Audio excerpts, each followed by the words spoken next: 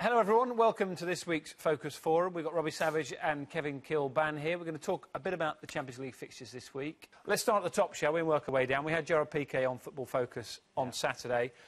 Huge task for Barcelona, but it seems when we went there this week, everybody expects them to get the better of Milan, even from 2-0 down. Yeah, I'm not so sure about that. I mean, Milan were comfortable. I've got to say, they were so comfortable in that game.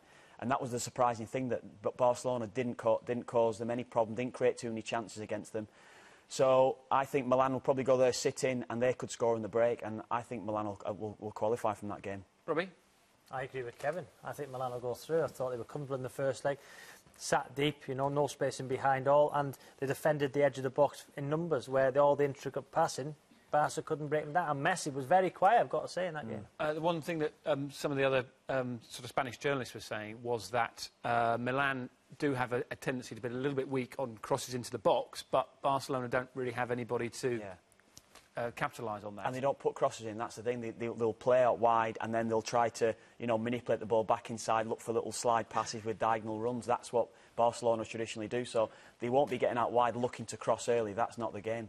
In terms of Schalke Galatasaray, this is an opportunity for one of the lesser teams left in the competition to get through to the quarter-finals. A huge opportunity for one of those two. Well, I think, you know, for German football, I think we all talk about the Premier League, but the Bundesliga now, I think, is the model. You know, the way the prices are, you know, the way the league's run. And if Schalke can get through that, you know, with Bayern and Dortmund, that's three German teams in the quarter-finals. I mean, Schalke topped Arsenal's group as well, didn't they? And they were comfortable throughout that. Impressive, yeah. I mean, they're only 6th in the Bundesliga right now as well, so they're struggling in the league. They're struggling to actually make the Europa League for next season, but it shows the strength on Bundesliga right now and how strong the teams are.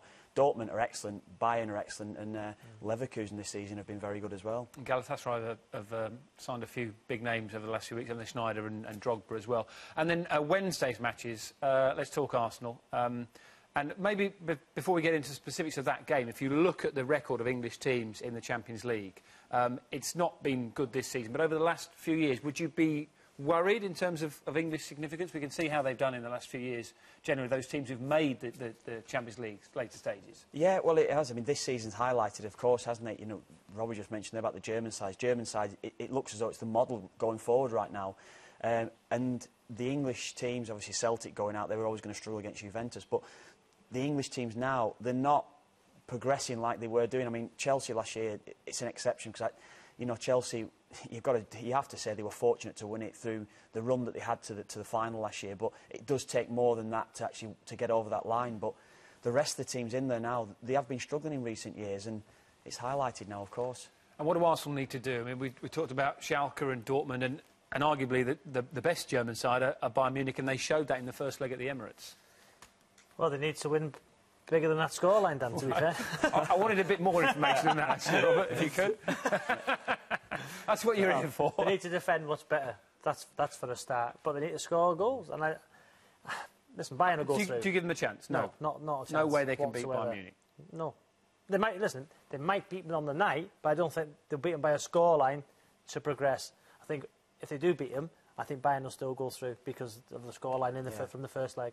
It's interesting that Guardiola, the hottest property in management at the moment, could take over Bayern Munich after they've won the Bundesliga, the German Cup and the Champions League. I mean, they're cruising this season. They're so many points ahead of Dortmund in Bundesliga, going very, very well, strong in every competition, and yet they've got Guardiola to come at the end of the season to re-establish them. You know, it's such good times at the moment for Bayern especially. And what about Malaga against Porto? I don't know how much you've seen of these two teams this season, but... Yeah, Malaga, I think they're fourth in the Liga, and they've got my old pal Rocky Santa Cruz, who's playing up front for him, who's doing OK for him. He's a big target man.